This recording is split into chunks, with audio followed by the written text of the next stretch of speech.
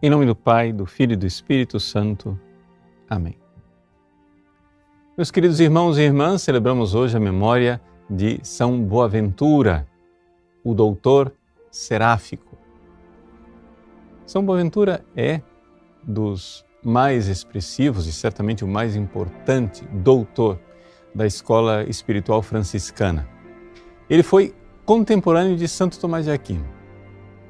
E foi exatamente junto com o seu amigo Santo Tomás de Aquino que São Boaventura lutou na Universidade de Paris para que as novas ordens, ou seja, as ordens mendicantes que tinham acabado de ser fundadas, os dominicanos, no caso de Santo Tomás, os franciscanos, no caso de São Boaventura, tivessem lugar na universidade para ensinarem teologia. E conseguiram, vencer esta controvérsia, e os dois, Santo Tomás e São Boaventura, receberam então a láurea de doutores. Logo em seguida, a vida dos dois tomou caminhos diferentes. São Boaventura foi feito o responsável geral da ordem dos franciscanos e foi muito importante para a história da ordem franciscana. Por quê? Porque havia conflitos internos após a morte de São Francisco. São Boaventura conseguiu impor a toda a ordem a regra que tinha sido bulata, ou seja, carimbada, a bula, pelo Papa, de tal forma que unificou a ordem franciscana, tirando certos excessos rigoristas que, infelizmente, depois, historicamente, iriam descambar uma série de heresias. Mas São Boaventura foi importantíssimo para a história do Ocidente por causa desse seu papel, de colocar no caminho correto a interpretação da herança espiritual de São Francisco de Assis. São Boaventura foi um grande místico. Quem hoje ler a Liturgia das Horas, o ofício das leituras, vai encontrar um trecho de uma das suas obras místicas, o Itinerarium Mentis ad Deum. Para você conseguir ler aquilo que está lá, só uma breve estrutura da obra. Trata-se de uma dessas obras espirituais em que, verdadeiramente, São Boaventura, como autor místico, ou seja, como grande santo que era, está tentando transmitir como é que a gente chega ao ápice da grande contemplação e da grande santidade.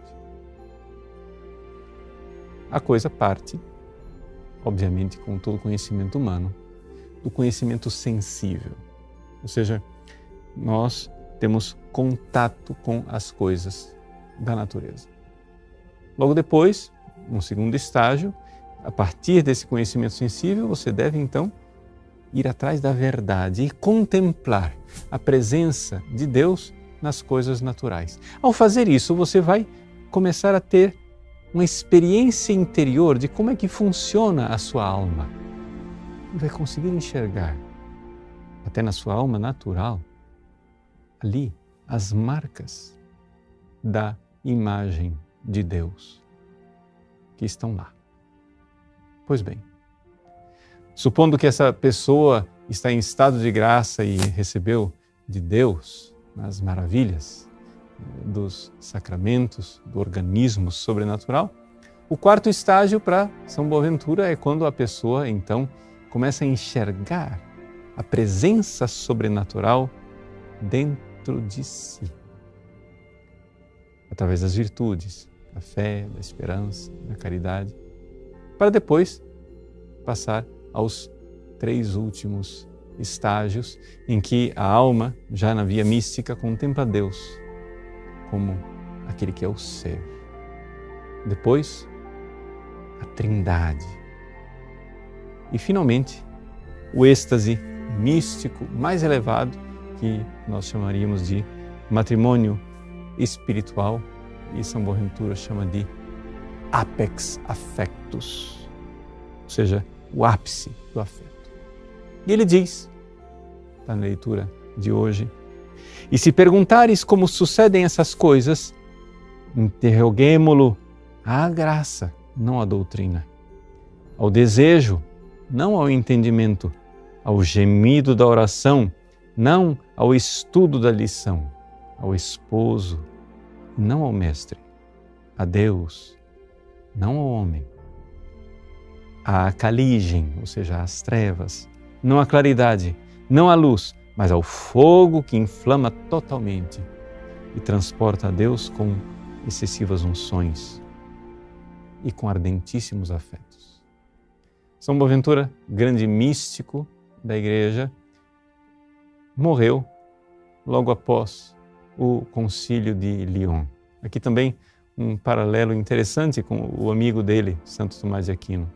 São Tomás de Aquino morreu a caminho do Concílio de Lyon, no mosteiro, na abadia de Fossa Nova. Já São Boaventura morreu logo depois do Concílio de Lyon, do qual ele também participou.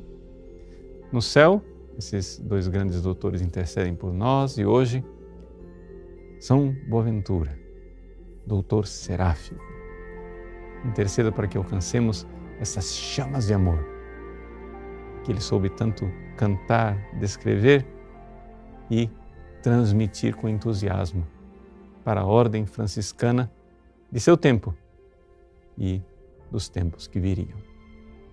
Deus abençoe você. Em nome do Pai, e do Filho e do Espírito Santo. Amém.